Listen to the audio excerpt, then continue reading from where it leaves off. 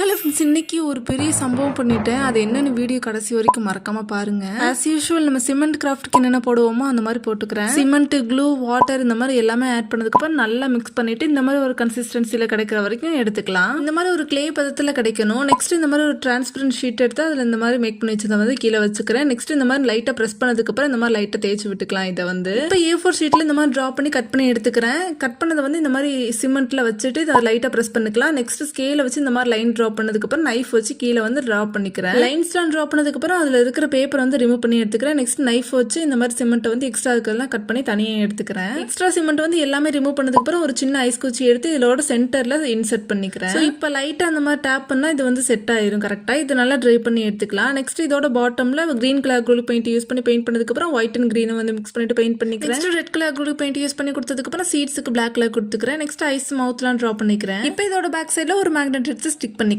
எல்லாமே ஸ்மூத்தாக தான் போச்சு இது உடையிற வரைக்கும். சரியா தான் இண்டோரில் வச்சு காமிச்சிட்டோம்ல, இனி அவுட்டோர்லேயே போய் வச்சு காமிக்கலாம் அப்படின்றதுக்காக கார்டன் எடுத்துகிட்டு போயிட்டு இருந்தேன்னா அப்போ முன்னாடி இந்த கேட்டை மறந்துட்டேன். அந்த கேட்டில் பட்டு கிராஃப்ட் சல்லுன்னு பறந்து போய் கீழே விழுந்து உடஞ்சிருச்சு. என்ன கூற வருகிறேன் என்றால் ஆர்வம் இருக்கலாம், ஆர்வ கோளாறு இருக்கக்கூடாது.